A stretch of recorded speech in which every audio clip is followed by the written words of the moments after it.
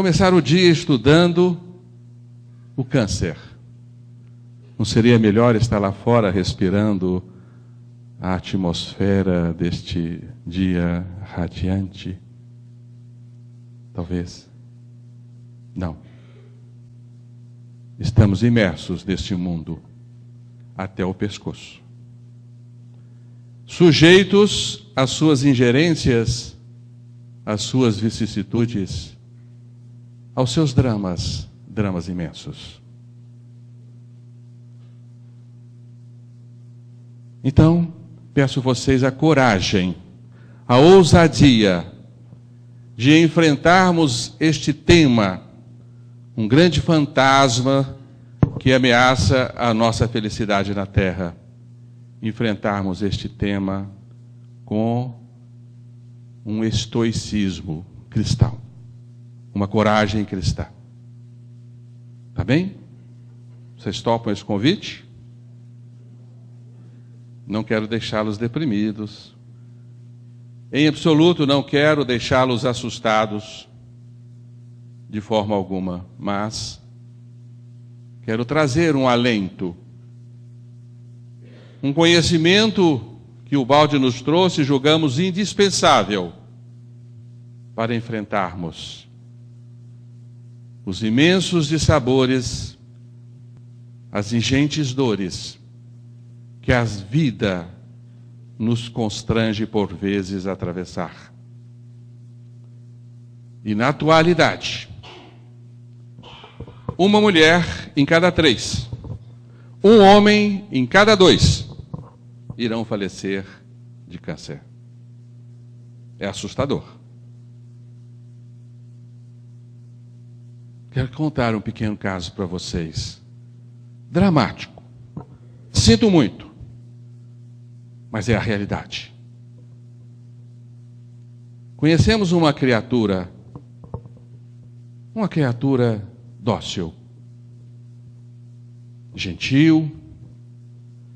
Verdade que um pouco individualista, estava sempre no seu canto, não gostava muito de ser incomodado, parecia não se importar muito com o que acontecia ao redor, mas uma criatura mansa, acredito, incapaz de fazer mal para qualquer um.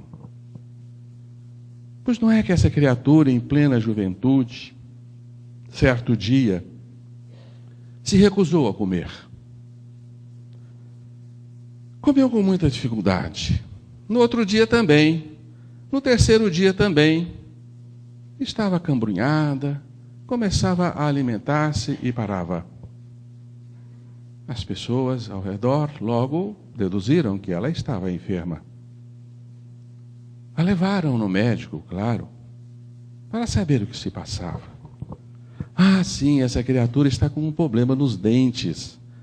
Sim, nos últimos molares. Parece que tem uma infecção aí nesses dentes. Vamos lhe dar antibióticos. Essa infecção irá ceder e a criatura voltará a alimentar-se. E assim foi feito. Difícil dar antibióticos, né? Essa criatura rejeitava, mas, enfim, era preciso. Ela tomou o antibiótico, de uma forma ou de outra.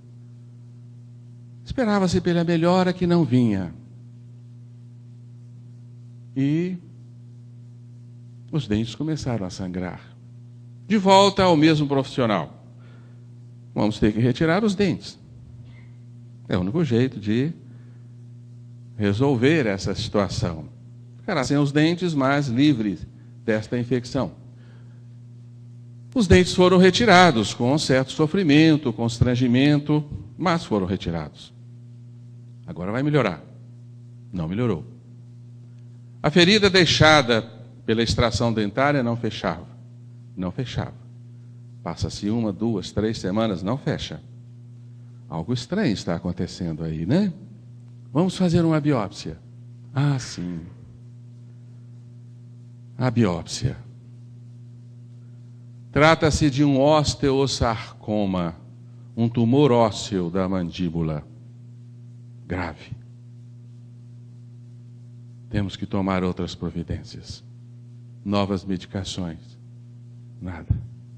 Resumamos o quadro, né, gente? Porque o drama já é por si bastante intenso. O tumor crescia a despeito de toda a intervenção. Uma radiografia mostrava que ele já era inoperável. Atingia já a órbita ocular e logo, de fato, o olho esquerdo começou a dar mostras de estar afetado. Logo em seguida, surpresa, o tumor invadia o sistema nervoso central. Essa criaturinha já não podia mais alimentar-se, já não ficava em pé, porque o tumor invadira a área do equilíbrio, a área do vestíbulo, e ela já não ficava em pé. Vomitava, embora não alimentasse, emagrecimento acentuado,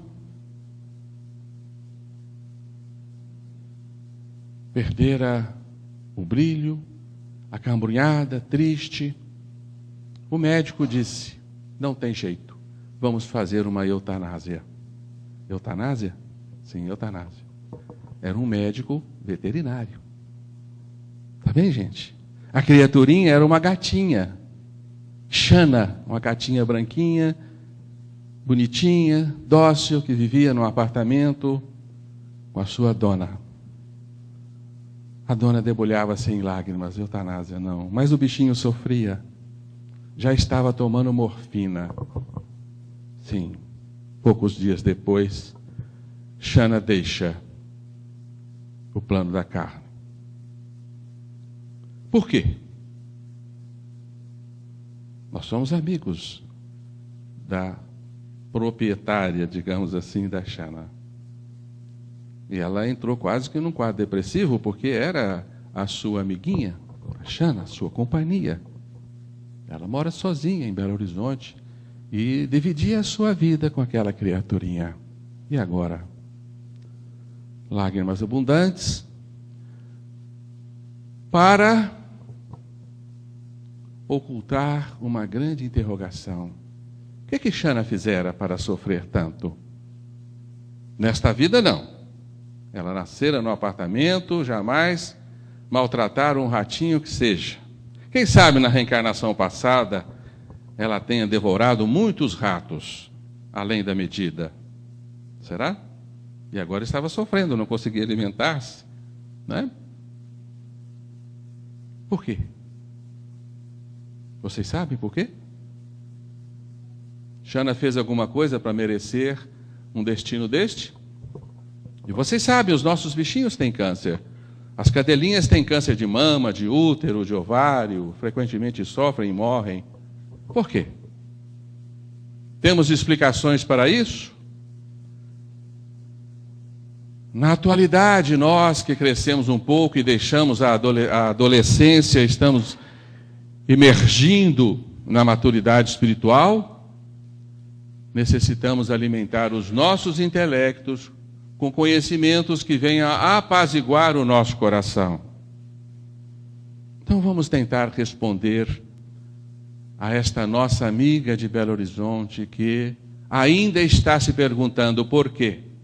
Ela é espírita, conhece muito bem a obra espírita, está lendo livros sobre os animais. Eu aconselhei, minha amiga, só em Ubalde você vai encontrar uma verdadeira resposta mais condizente com as nossas necessidades atuais. Mas ela ainda não se animou a pesquisar a obra de Ubalde, um longo caminho. Mas eu quero trazer para vocês aqui esta notícia de que nós temos outras maneiras de compreender isto, além das que atualmente nós temos. Aqui está uma tabela de dados estatísticos mostrando, 2010, 7 milhões de pessoas desencarnaram com câncer. E o que eu lhes disse, uma mulher em cada 3, um homem em cada 2. Segunda causa de morte natural, tirando as outras mortes, neoplasias, que é a denominação médica para uma das denominações para câncer. Primeira causa de morte, acidentes cardiovasculares e patologias cardiovasculares.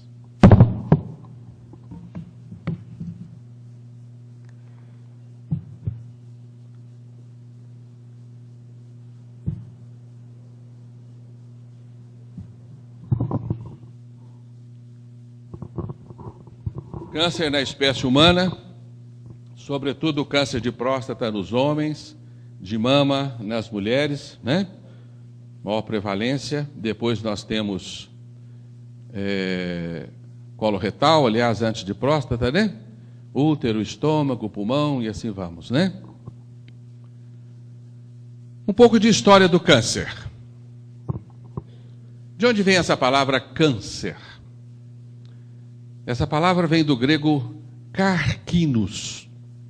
Carcinos significa caranguejo, que no latim deriva-se para câncer.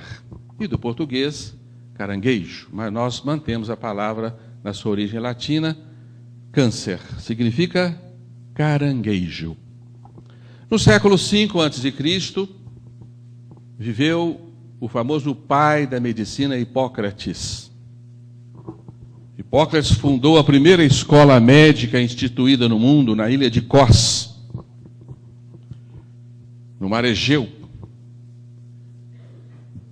E este homem extraordinário, um sábio, foi o primeiro a identificar essa patologia, pelo menos a descrevê-la, não exatamente identificá-la, mas a descrevê-la.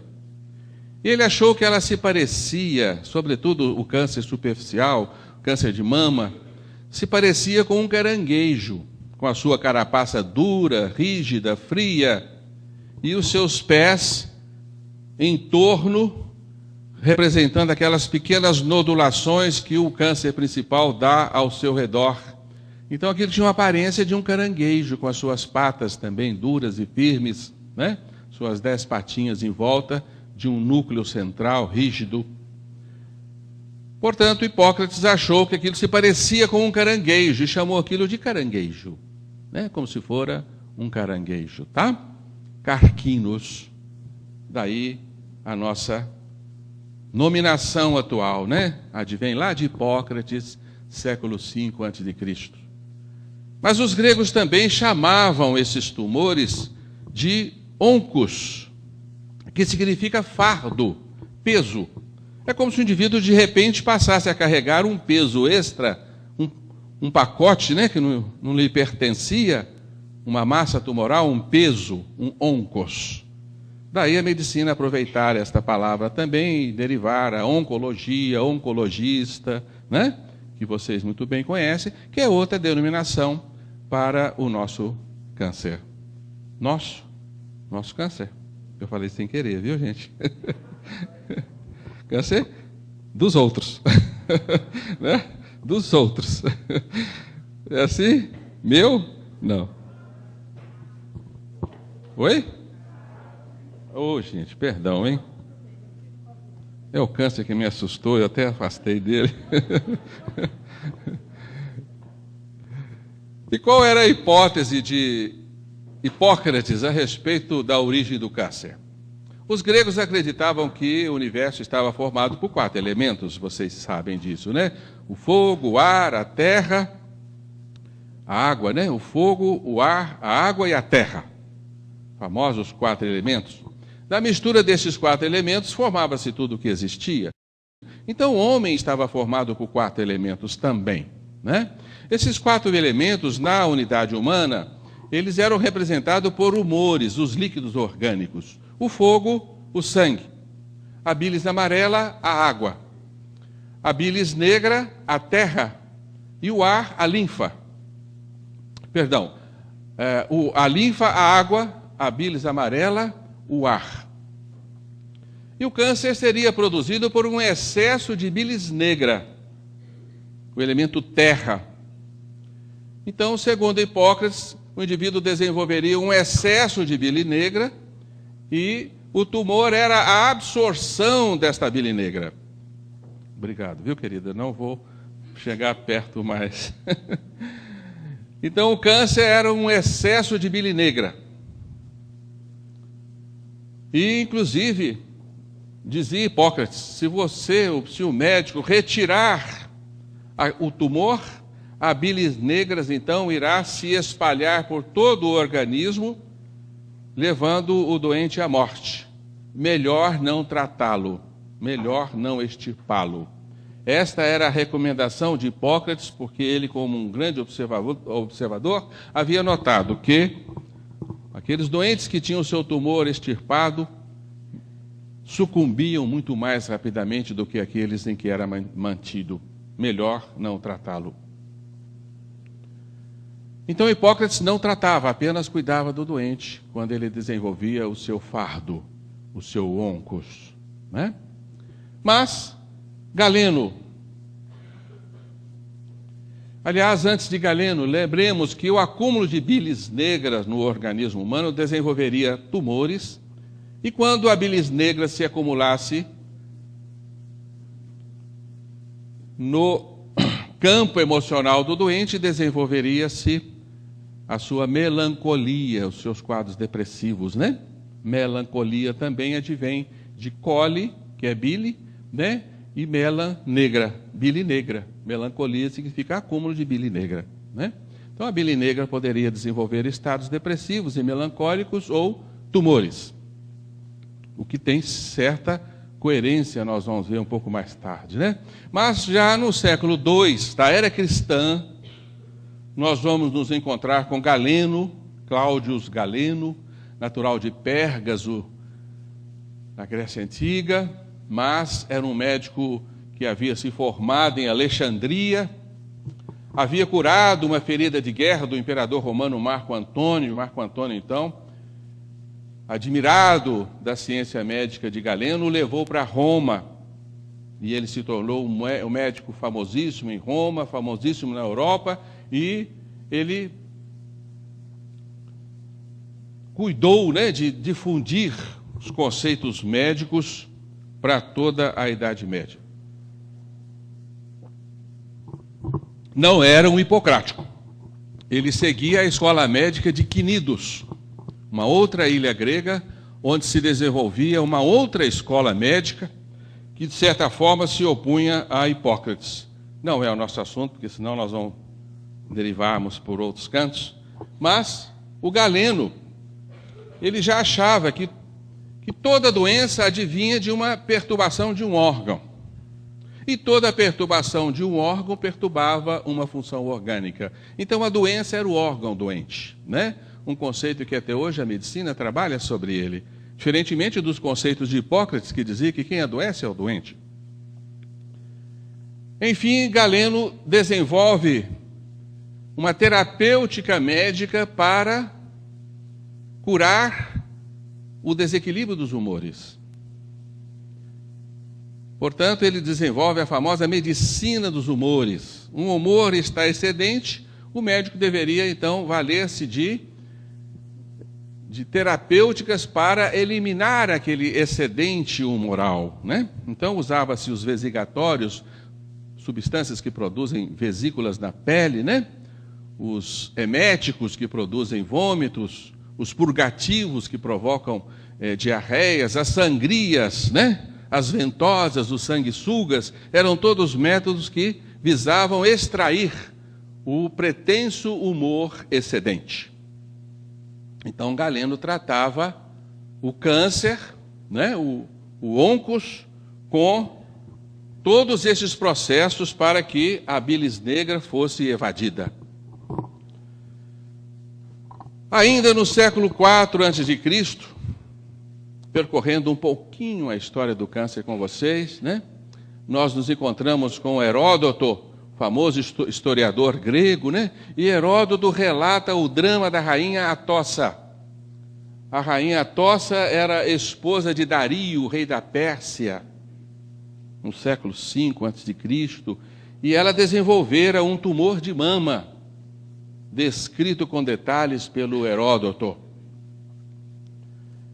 Ela cansou-se de tratar com os médicos da corte de Dario, sem sucesso, evidentemente, né? Então ela pede ao seu escravo grego, Demócedes, que lhe extraia o seio. né?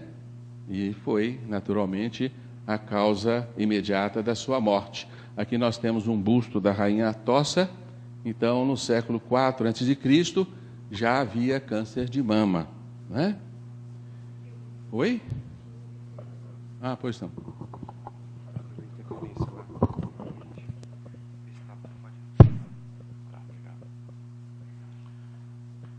O câncer não é uma doença moderna?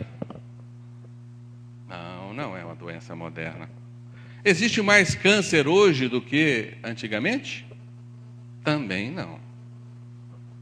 Por que hoje se morre mais de câncer do que antes? Porque hoje os métodos de diagnóstico estão mais refinados.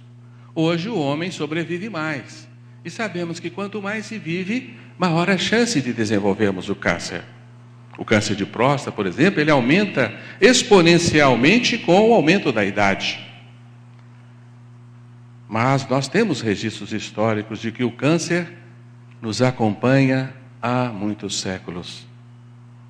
Há milênios. Aqui nós temos uma múmia encontrada no deserto de Atacama, no Peru.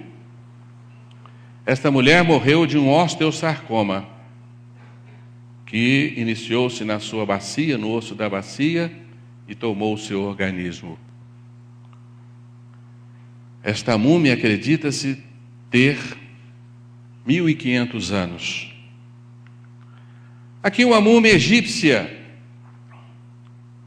uma múmia de 2.200 anos, que faleceu aos 40 anos de câncer de próstata. Uma doença muito antiga, né? Diz lá o jornal o Globo, né? Aqui um papiro famoso, do famoso médico egípcio Imhotep. Imhotep foi tão famoso que no Egito ele foi elevado à condição de Deus, era o Deus da medicina dos antigos egípcios. Esse papiro foi encontrado em Luxor, no Egito, em 1862, e trata-se de um relato de casos clínicos descritos pelo Imhotep. Imhotep viveu, olha só, gente, 2.625 anos antes de Cristo. Terceiro milênio antes de Cristo, ele já havia descrito o câncer. O seu 42º caso, que está relatado aí nesse papiro, é um câncer de mama de uma mulher. Ele o descreve como uma fruta emate, uma fruta verde, uma fruta semelhante à nossa manga. Ele então descreve, assim como o Hipócrates, né? Deu a semelhança ao caranguejo, o Imhotep assemelhou uma fruta verde, dura, fria, rígida, né?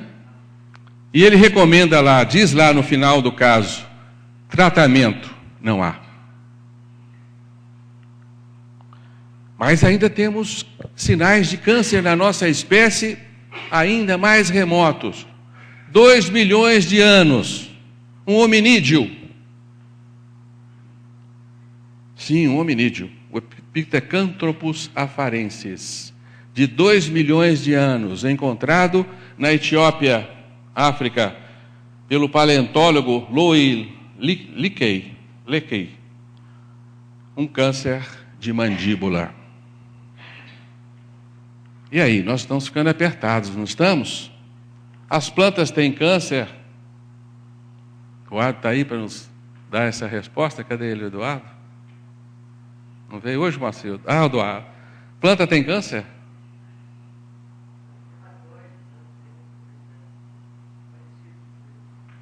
Pois é, eu achei isso aí na internet, sabe? Na internet está dizendo câncer na raiz de uma planta. É verdade? É verdade. Essa pitangueira tadinha, está com câncer.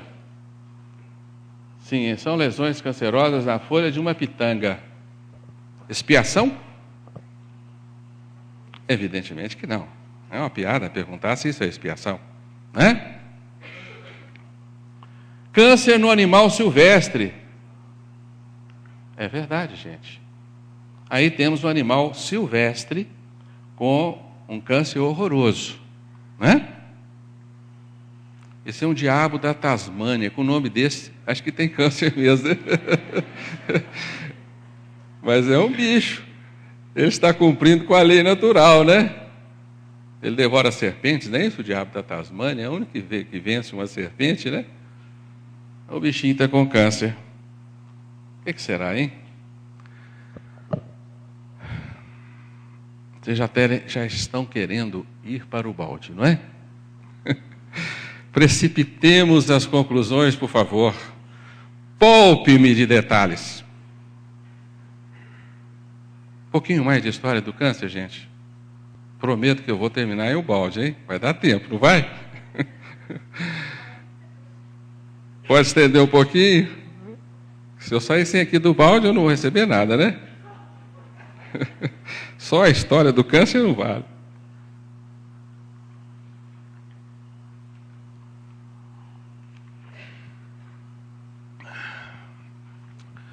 No século XVI, nós nos encontramos com Andrea Vesalius, um médico belga que decidiu fazer dissecação de cadáveres e fundou a anatomia. É considerado Vesalius o pai da anatomia humana. E Vesalius estava muito interessado em achar os famosos canais por onde vertiam a bile negra, descrita por Hipócrates, por Galeno, tão temida na Idade Média, a bilis negra, né? E ele pesquisou esses canais e não achou canais de bilis negras, descreveu as artérias, descobriu a circulação sanguínea, né? As artérias, as veias, e descreveu várias estruturas anatômicas do corpo humano, mas disse, não existe bilis negra circulando no organismo humano, né? A bile está restrita à vesícula biliar, não existe essa história de bilis negra, né? Século XVI. A partir daí, os médicos se dão conta dessa realidade e voltam a operar o câncer. O câncer será extirpado pelos cirurgiões barbeiros, né? Não é isso? Pelos discípulos de Ambroise Paré, o pai da cirurgia, né? Com sucessos relativos, porque a maioria dos doentes sucumbem, né? Até que no século XIX, com o advento da anestesia, já no final do século XIX, é que a medicina de fato assume o combate intensivo ao câncer com métodos cirúrgicos, com extrações cirúrgicas, né? Mas, nesta época, século XIX, meados de século XIX, 1958, o grande Virchow, pai da anatomia patológica, pai da patologia, teve uma ideia extraordinária. Aplicar o microscópio que havia sido já descoberto na época, né, desenvolvido por Laennec, o holandês Laennec. Virchow resolve aplicar o microscópio para estudar as doenças humanas. E coloca sob as lentes do microscópio células de tecidos enfermos. A célula já havia sido descoberta. E Virchow se depara com algo extraordinário. O que está doente no organismo humano não são os humores, são as partes sólidas. Dizem que a medicina deixou de ser humoral para tornar-se medicina das partes sólidas, né? Com Virchow. Porque Virchow declara que quem está doente na unidade humana é a célula. Ele afirma, a essência da doença é uma parte modificada do organismo, ou seja, uma célula modificada ou uma junção de células. É verdade isso, gente? A nossa medicina hoje diz assim, quem está doente no organismo humano são as nossas biomoléculas. As moléculas não andam bem, não se interagem adequadamente, possuem defeitos de fabricação, por isso nós adoecemos. Mas, enfim, século XIX, o que está doente é a célula. E Virchow resolve analisar as células dos tumores. E ele constata a presença de células anômalas, células aberrantes, com formatos verdadeiramente monstruosos, com núcleos agigantados e uma excessiva quantidade destas células. Então, Virchow conclui que o câncer é provocado por uma divisão celular aceleradíssima.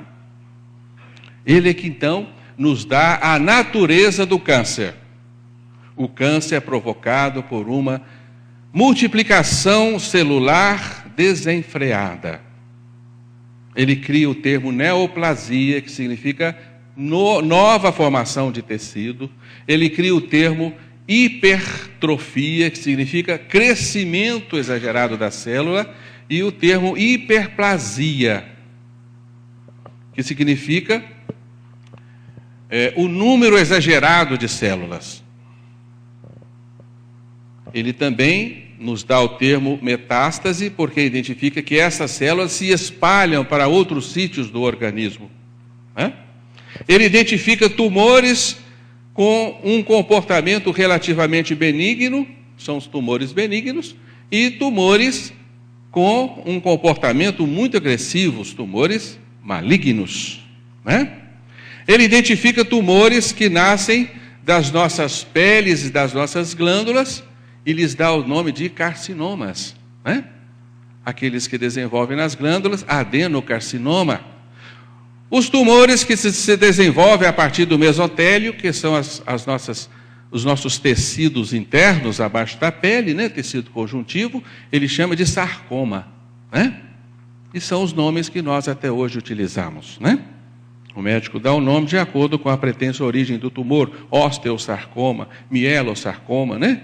Tumor que vem da medula, tumor que vem dos ossos, etc. Tá? Então, sarcoma, carcinoma, né? Carcinogênese é a formação do câncer. Espero que vocês estejam agradando dessas palavras, né? Então, anotem aí, né?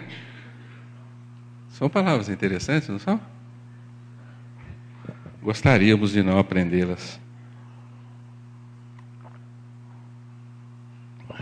Portanto, o Virchow tem uma importante contribuição na medicina e na natureza do câncer.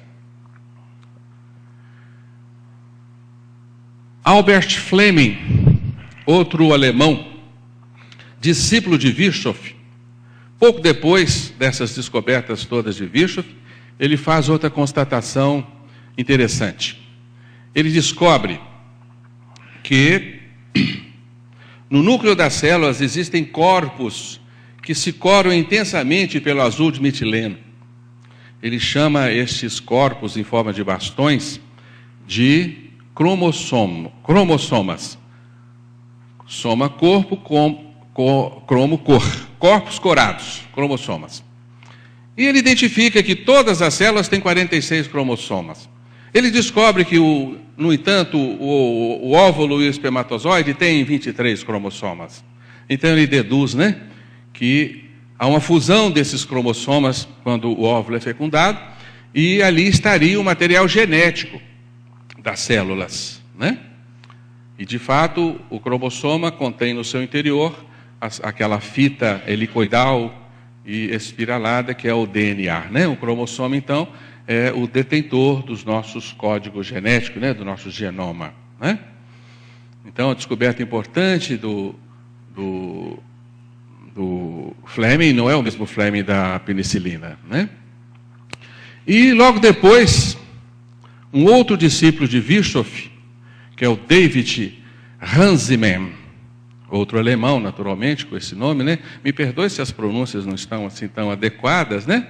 Mas o Hansemann faz outra constatação muito importante. Ele descobre que nas células cancerosas, esses cromossomos, eles se encontram com formatos perturbados. Alguns partidos, alguns com duas cabeças. Enfim, há uma perturbação dos cromossomas das células cancerígenas, né? Então, ele constata que o câncer parte de adulterações genéticas. A partir daí, a ciência faz a grande constatação de que os tumores são perturbações genéticas. Esta é, na atualidade, a crença. É verdade? Nós somos vítimas de acidentes genéticos que ocorrem na nossa intimidade celular? Mas logo a ciência caminha um pouco mais e descobre. Aqui está o famoso casal Pierre e Marie Curie, os franceses, né? Que início no século XIX descobrem o polônio, o rádio, a radioatividade, trabalham com elementos radioativos e vão morrer de câncer. Né? A Curie morre Marie morre de leucemia, logo a seguir, né, cerca de 15 anos depois. O Pierre, no entanto, ele morre atropelado, mas já estava com o seu câncer. Irradiações perturbam a nossa bagagem cromossômica e promovem adulterações, promovem graves adulterações, né? Mas também, além das irradiações, tóxicos, álcool, fumo, agrotóxicos, etc., né? Asbesto, né? Que é um elemento intensamente cancerígeno, né? Alimentações impróprias, infecções virais e infecções bacterianas, mas defeitos genéticos. Essas são as origens do câncer, segundo a nossa medicina atual, né? Mas nós estacionamos atualmente na genética. A ciência está desenhando o genoma do câncer e localizando os chamados oncogenes. Oncogenes são os genes que se responsabilizariam pelo câncer, estão recebendo suas denominações, e aqui nós temos o mais famoso deles, né? O BRCA1 e 2. BRCA1, vocês sabem, né? Saiu aí há pouco tempo. A famosa atriz norte-americana Angelina Jolie extirpou os 2 seios porque sua mamãe havia falecido de câncer de mama e ela tinha o gene.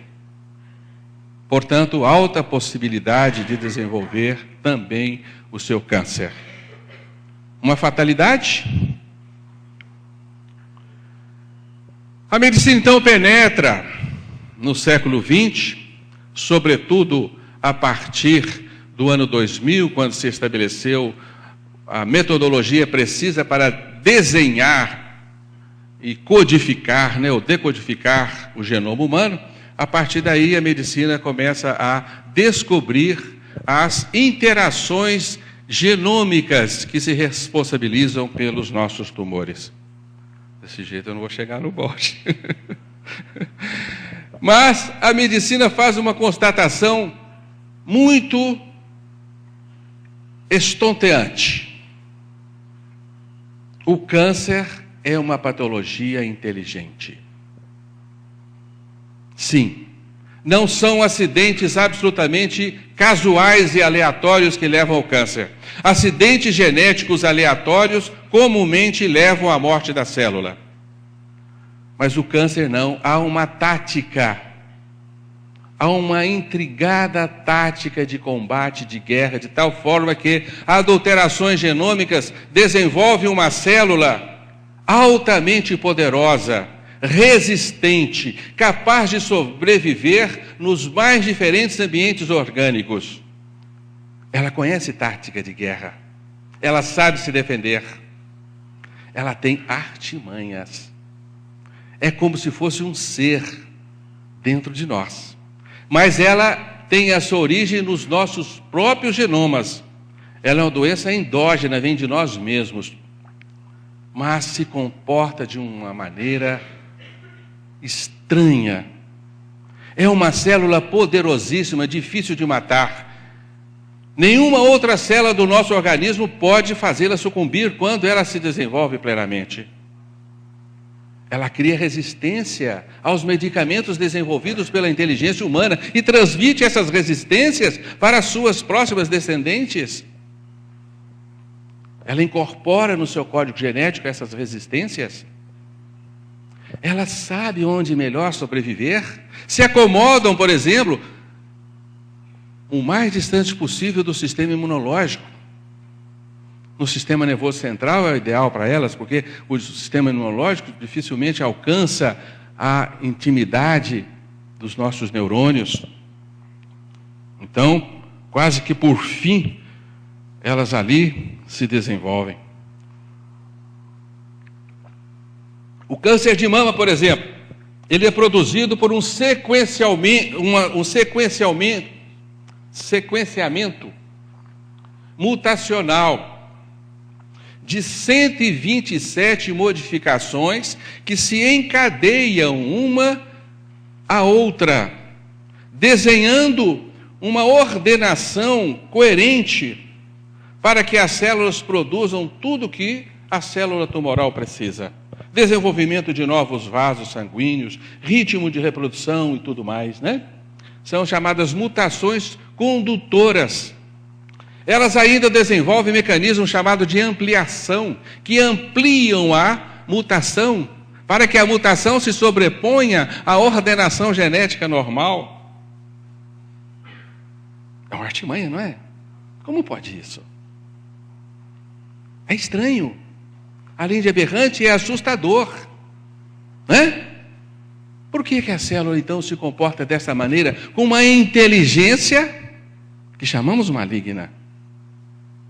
Porque a intenção dela é assumir o comando do organismo, tornar-se o próprio organismo e fazer com que o organismo viva em função delas. Não é isso? É estranho, né? Dá para a gente pôr a mão assim no queixo e ficar pensando. Não são perturbações aleatórias, não são acidentes genéticos. São modificações pré-determinadas. Por isso a ciência já está suspeitando de que haja hierarquias superiores produzindo as alterações genéticas, e ela está no caminho correto. Existem hierarquias superiores. Existem inteligências comandando o trabalho celular. Vocês estão querendo chegar em Ubalde, né, gente? Vamos saltar, vamos poupá-los, né? De muitos detalhes genéticos, né? O que diz a nossa ciência espírita? Penetremos, então, na metafísica do câncer, para terminarmos com Ubalde, né? Aqui temos um texto de André Luiz. Perturbações em prejuízo dos outros plasmam nos tecidos físio-psicossomáticos que nos constituem um veículo de expressão determinados campos de ruptura na harmonia celular. Desarticulado, pois, o trabalho sinérgico das células neste ou naquele tecido, aí se interpõem as unidades mórbidas, quais as do câncer. Então, os espíritas na atualidade estão aventando a hipótese do chamado esgarçamento perispirítico. Há um esgarçamento, há uma rotura do perispírito e perde-se o controle biomagnético, rompe-se o campo que sustenta o trabalho celular e mantém os chamados animálculos infinitesimais, né, que são as nossas células, no dizer de André Luiz, né, mantém esses pequenos indivíduos, né, porque são também indivíduos, a serviço do organismo. Né? Perde-se esse contato e as células, então, passam a trabalhar com o seu próprio automatismo, multiplicando-se intensamente, na intenção de promover uma recuperação daquele esgarçamento perispiritual. Compara-se isso a um sangramento, né? um corte na pele em que o sangue ali se amontoa desordenadamente, impedindo que aquele processo continue, né? Na coagulação. Tá? Então é como se fosse uma coagulação dessas células nos pontos de esgarçamento perispirítico. E por que esses esgarçamentos ocorreriam, né? Perturbações em prejuízo do outro, a maldade humana, sobretudo a violência humana, promoveriam estas adulterações no campo biomagnético. Estamos no caminho certo, né? Identificamos aí um comando superior, uma instância além da própria célula, que estaria direcionando estas células para o seu anárquico comportamento, o seu comportamento completamente inadequado, né? Nós saltamos aqui câncer e homeopatia, que para mim é um tema muito relevante, mas o nosso tempo não nos permite, porque estamos aqui para conhecer o Ubalde. Né?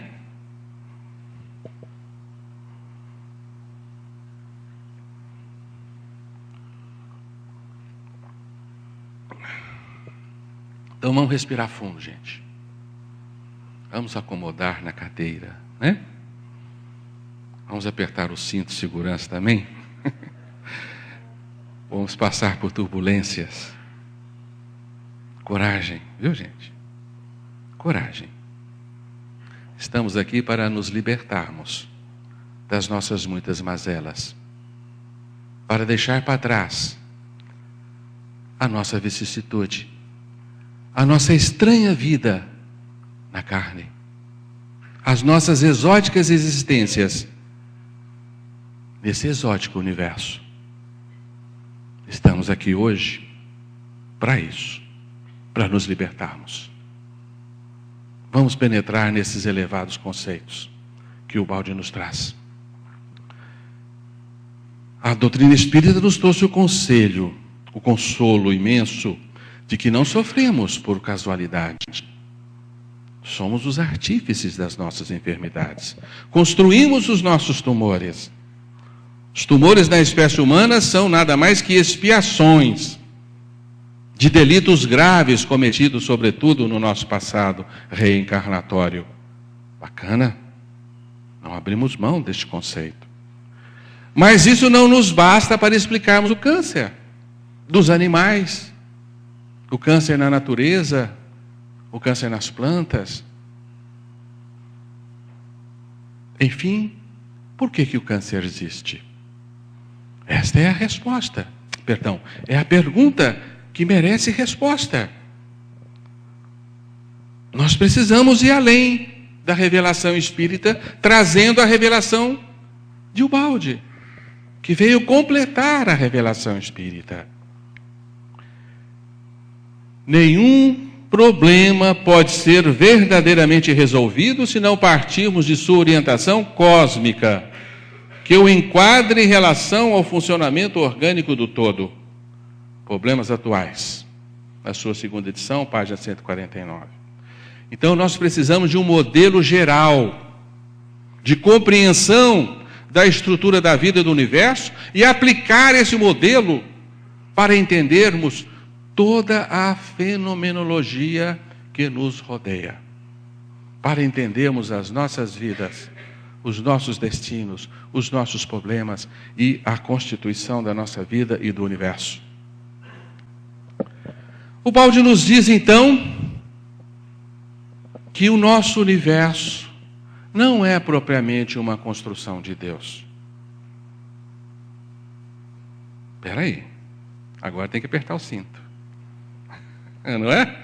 Como eu vivo nessa estrutura magnífica, a casa cósmica, algo extraordinário, estonteante, 200 bilhões de galáxias ao meu redor. Isso não é propriamente a casa de Deus? Não. Não é. Nós não vivemos na casa de Deus? Não. Mas estamos fora da casa de Deus? É possível isso? É possível existir fora de Deus? Também não. Deus continua aqui conosco. Mas o universo não é a sua casa original. Nós não fomos criados para vivermos neste universo. Estamos aqui por um grave acidente, cujo responsável somos nós, a queda do espírito. O nosso universo é produto de uma revolta, de um motim, de uma negação da lei do amor. E então, deuses menores, criados à imagem e semelhança de Deus, disseram: não, eu sou Deus maior e não Deus menor. Então, os fundamentos da criação foram abalados. E estes espíritos se contraíram, dando origem à matéria. Queda do espírito. Em decorrência de uma desmedida pretensão de crescimento além das medidas. Quando então o autocentrismo, uma força natural constitutiva da individualidade, transforma-se em egoísmo. Parte do infinito decide viver a aventura ególatra de amar-se mais do que o outro, de querer mais para si do que para outro ou para Deus. O resultado disso é uma contração, e dessa contração nasce a matéria, nasce o universo físico. No domínio do espaço e do tempo, onde nós nos prendemos. O anjo se encerra no átomo. O nosso universo, como diz o Balde, é uma doença no seio da eternidade, que será curada pela evolução. Então agora nós temos um panorama totalmente diverso da nossa vida. As nossas vidas são anômalas. Nós somos ovelhas desgarradas do aprisco. Somos os próprios filhos pródigos. Somos os mortos-vivos da matéria que perderam a vida eterna. Nós não fomos criados para nos vestirmos de carne, sequer de pedras. Nós é que nos vestimos com estas vestes impróprias, as quais agora devemos desgastar no buril da evolução para nos vestirmos novamente com as vestes nupciais e participarmos do banquete divino. O Evangelho agora fica imenso. As palavras de Cristo agora redundam na acústica de nossas almas com um significado estupendo, a ponto de nos sensibilizar e outra vez nos fazer voltarmos à antiga Galileia. Ali está o segredo para nos libertarmos de nossas vidas anômalas. Nós não somos seres anormais. Vocês já ouviram aqui o nosso Maurício dizer em vários congressos, né? Depois não estou vendo ele aqui, mas ele vai dizer para vocês de novo, quer ver um demônio? São palavras dele, né? O que ele fala, gente? Vocês sabem. Olha no espelho. É o nosso fantástico Maurício Espim, né? Que nos deu. Tá lá. Obrigado, viu, Maurício? Eu agradei demais dessa. Você repete depois para todo mundo acreditar nisso, viu? A gente não está vendo mais o chifre, mas a gente já tivemos chifre, né? Rabo também, já tivemos. Garras, dentes nós ainda temos. Intenções também.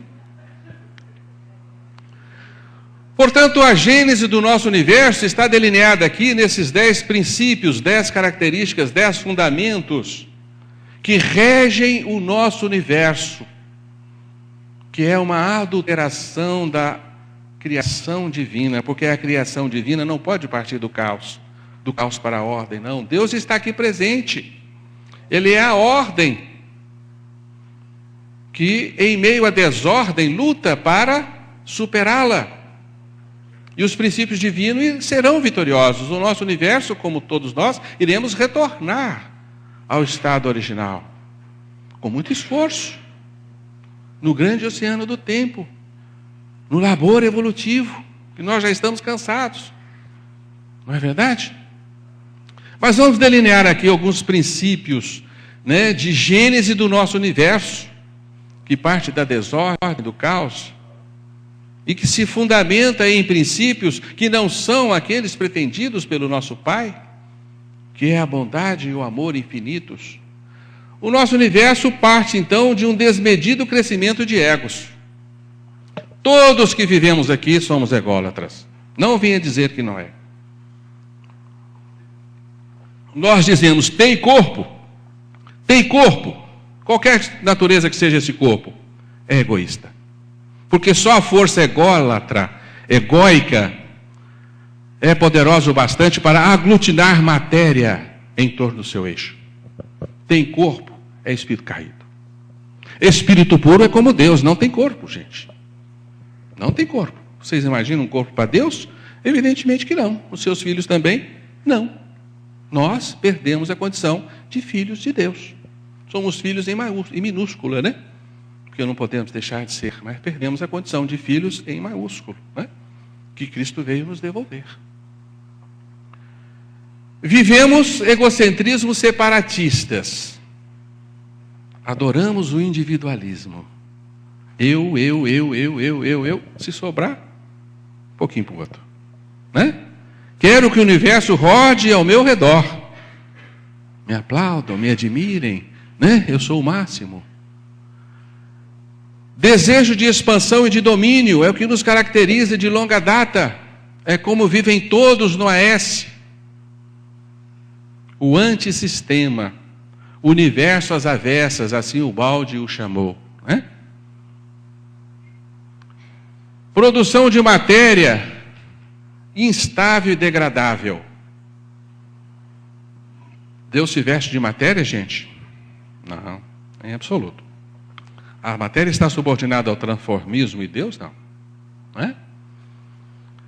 Subversão. Estamos sempre prontos a subverter qualquer ordem. Né? Tem aquela piada dos espanhóis, né? Que chega numa ilha, ai governo, sou e contra. Quer nem saber que governo que é, sou e contra.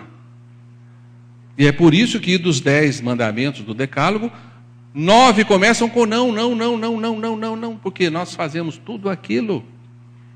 É da nossa natureza demoníaca. A natureza de seres do AS, seres diabólicos.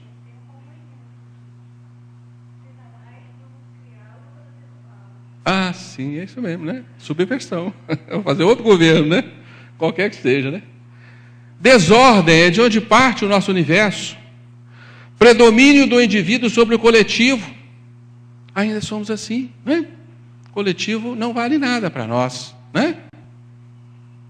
Conflitos e lutas de interesses. Ah, isso vem desde os reinos mais baixos. Os bárbaros reinos inferiores vivem em base à seleção natural, luta de vida e morte, né? Assim se sustenta a vida nos baixos mundos, né? Destruição, morte, dor. Isso é divino, gente? Não pode. Deus instituiu o amor como alimento de seus filhos, né? Então esse universo termina sempre com degeneração e morte. Mas ele não pode sucumbir definitivamente, ele retorna sempre. Então nós estamos na roda da vida. Voltamos sempre, até que consumamos todos esses fundamentos que ainda se inscrevem na nossa intimidade, vestem a nossa personalidade e nos fazem ser o que somos, demoníacos. Por isso o Baldi nos diz, né, que é uma frase estonteante, né, que nós vamos ler em problemas atuais, né? Este universo é a suntuosa construção de Satanás. O nosso universo é a suntuosa construção de Satanás. Satanás aqui representando todas as forças subversivas que somos nós. Então é nossa suntuosa construção, porque nós participamos da construção deste universo. Sim, você aglutina. A física quântica já nos diz, você aglutina ondas quânticas, né? E participa da estruturação deste universo. Você contribui para que esse universo seja o que é. Deus existe aqui como ordem, como vida, como princípio de recomeço, como reconstrução, como força salvadora do nosso universo, né? Mas ele deixa as forças satânicas agirem para que na sua ação adulterada aprendamos a não alimentá-las mais, né? Porque existem duas forças criativas nesse universo, ou seja, que podem criar realidades nesse universo. Uma é Deus, a outra somos nós, somos filhos de Deus, né? Então o que não é de Deus é a construção dos filhos de Deus. Então os filhos de Deus que optaram por viver essa estranha desventura, eles aprenderam táticas de guerra. Conhecem a fantástica química dos venenos, constroem músculos, garras e dentes poderosíssimos para atacar. Aprendem astúcias e táticas de guerra. Isso é divino? Não é divino. Isso advém da inteligência do AS, a inteligência satânica, que é inteligente também. Não tanto quanto a divina, mas é inteligente também. Mas imbuída de más intenções. Por isso ela vai terminar sempre em destruição, dor e morte. Acabou a minha palestra, gente. Acabou. O que os espíritos construíram dentro da realidade divina? Aqui está a realidade divina. Um círculo infinito, sem limites. Não sei desenhar isso, né, gente? Aqui um círculo limitado, né? Mas, o que é o AS? Um tumor no seio do S. Aqui está o AS, representado por um câncer. O AS é um tumor no seio do S. S é o mundo divino. É o absoluto. O AS é o nosso mundo. E o balde se serve de várias analogias para nos explicar o que é o AS. Uma massa negra dentro de uma massa branca e outras analogias, né? Um triângulo invertido, né? Uma antiesfera dentro de uma esfera, né? São exemplos interessantes, né? Mas o mais interessante deles, um tumor que foi criado no seio divino. Quem são as células tumorais desse imenso tumor? Copiando o Maurício. Olhe-se no espelho. Você é a célula tumoral. Por que nós temos tumores? É claro que este mesmo fenômeno se dá no plano menor, no nosso cosmos. No nosso próprio cosmos se dá o mesmo fenômeno que se deu no cosmos maior. Aí você chega à conclusão de que todos temos câncer. Ah, isso é lamentável. Para mim, hoje, o câncer é o estigma da queda, é a prova contundente de que a queda existiu. A queda existiu porque nós temos tumores. Porque o tumor é uma repetição exata da queda, que se dá no nosso plano orgânico. São células que se revoltam contra uma ordem, querem impor uma outra ordem. São células rebeldes. Não é? Que estão dotadas de um intenso egoísmo. Querem sobreviver às custas do organismo. E acabam produzindo dor, destruição e morte. A morte de si próprias, né? É o que aconteceu conosco. Portanto, é a reverberação da queda no nosso próprio imo. É o registro arquetípico que nós trazemos no nosso inconsciente, do que nós provocamos no universo original. Aquilo vai se repetir, como um eco, até se esgotar. Né? Por isso o balde nos diz, né? E nós vamos concluir que o maligno não são as nossas células, somos nós. Que apenas refletimos no nosso cosmos orgânico aquilo que nós somos. Não podemos negar isto. Aí eu costumo dizer assim, não, eu não sou isso não, que é isso, eu não faço mal para ninguém, né? Estou trabalhando aqui num serviço social, quero atender as pessoas carentes, sou bonzinho, educado, não brigo no trânsito, né? Aí vem o câncer. Esse câncer não é meu, é genético. Tira isso de mim, não me pertence. Não, eu não sou um demônio absoluto, né? A natureza está dizendo, filho, você está vivendo de uma forma inadequada. Você não foi criado para ser assim. Tá? Essa é a linguagem do câncer, né? O câncer é resultado de uma desarmonia, aqui nós estamos em Ubalde, problemas atuais. O câncer é resultado de uma desarmonia de ritmos vitais e exprime o estado patológico de todo o complexo humano. Representa o homem a célula anárquica. O motivo da queda se repete em cada reencarnação, porque tudo é regido por um esquema de tipo único que se repete em todos os planos. É uma repetição da queda, né? O mais claro registro da queda. Uma anarquia no seio da ordem orgânica, retrato da primeira desordem. O nosso câncer é o retrato da primeira desordem. Se sofremos o câncer, nós somos os artífices da primeira desordem. Este é o significado. Por isso o câncer faz parte da natureza, porque a natureza é mórbida. Subordinada a princípios divinos, sim. mas não é inteiramente divina.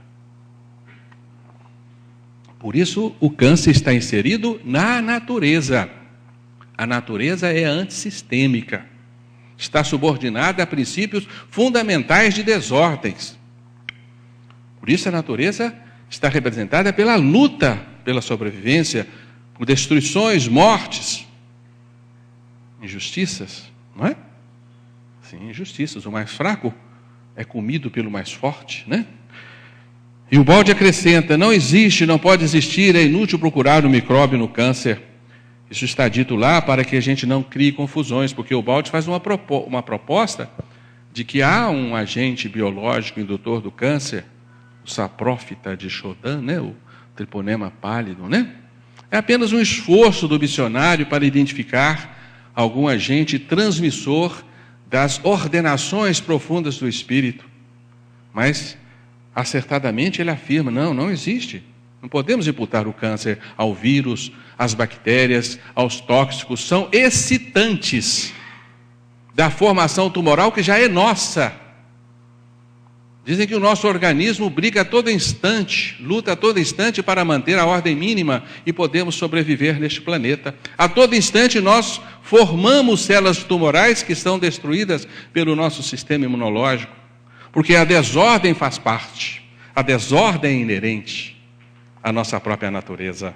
Então, por algumas encarnações, a gente dá conta de sobreviver e morrer de outras coisas, né? Doenças cardiovasculares e o acidente de trânsito, né? Dizem que está quase que superando, né, a morte por doenças naturais, né?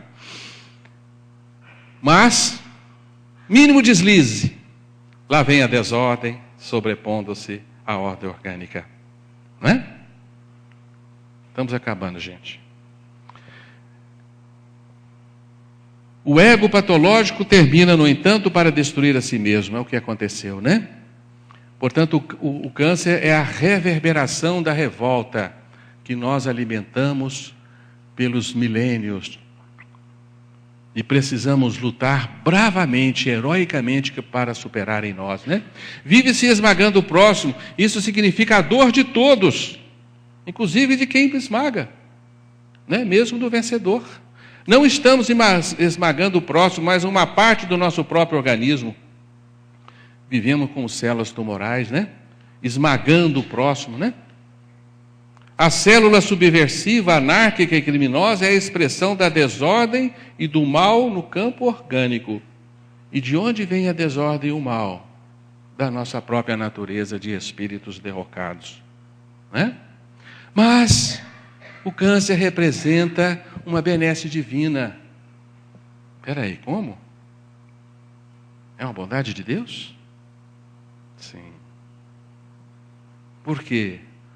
O câncer faz esgotar os efeitos que o sustenta. Perdão, a causa que o sustenta. Não é? Porque a causa se esgota nos efeitos, é da lei. À medida que a causa se desenvolve e se transforma em efeito, o efeito esgota a causa. Então o câncer está esgotando o nosso potencial mórbido de queda. E a cada câncer que nós temos, a cada encarnação que passamos por ele, nós ressurgimos mais revigorados, mais próximos da casa de Deus, mais higienizados de nossa morbidez, né? Portanto, a doença é um movimento curador que faz parte dos nossos equilíbrios. Cada estado desarmônico ecoa e se repercute de plano em plano até que fique exaurido o seu impulso e esteja tudo pago por nós mesmos.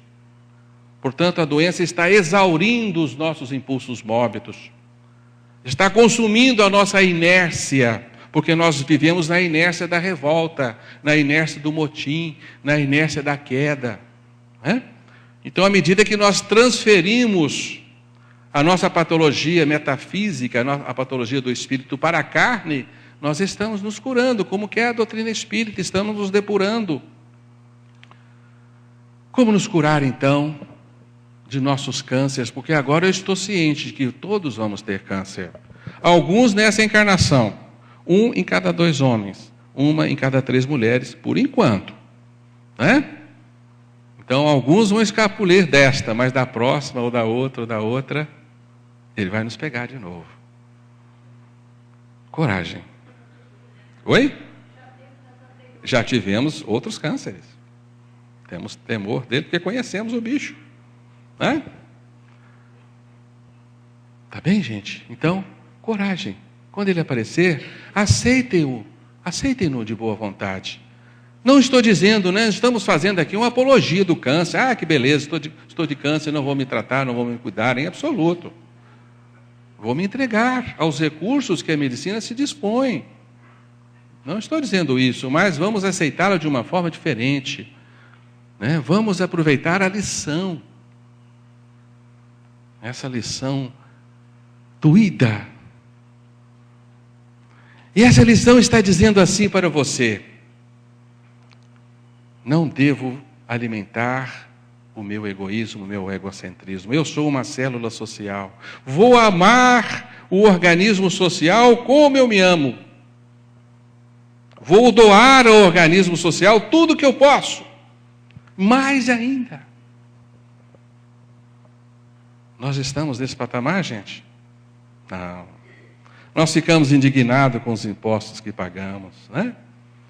Vamos declarar imposto de renda, gente. Ah, vou comprar um recibozinho para reduzir, né, a minha carga tributária. Isso aqui eu não vou declarar. Quanto menos pagar, se não pagar nada, melhor.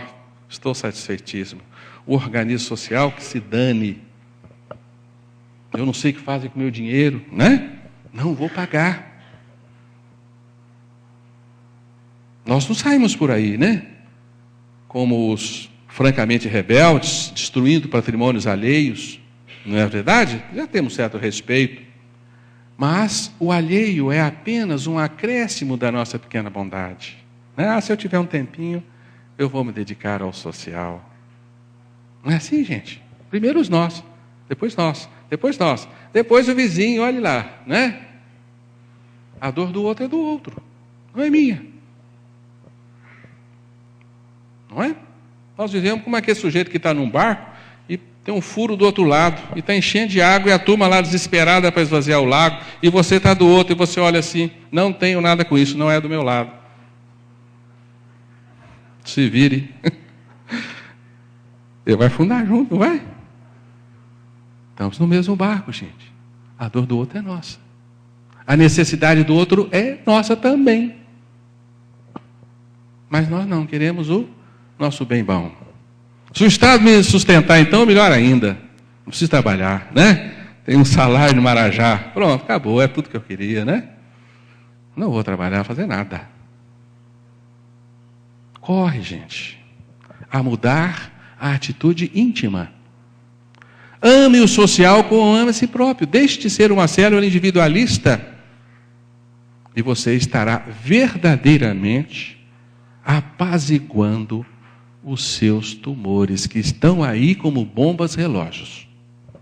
Cada um de nós carrega todo dia essa bomba relógio. Todo dia nasce uma célula tumoral no nosso organismo e, de certa forma, a nossa inteligência superior domina, mas chega no instante em que a nossa inteligência satânica entra em ação, sem que o queiramos, né? Então a artimanha dessa inteligência vai construir os nossos tumores. É necessário começar curando a alma. Todas essas citações estão do livro Problemas Atuais, né? Cura, absoluta adesão à lei e à ordem. Sem Jesus, não pode existir nenhum tratamento. Convençamo-nos disso. Paz, alegria para todos e, sobretudo, saúde para todos nós.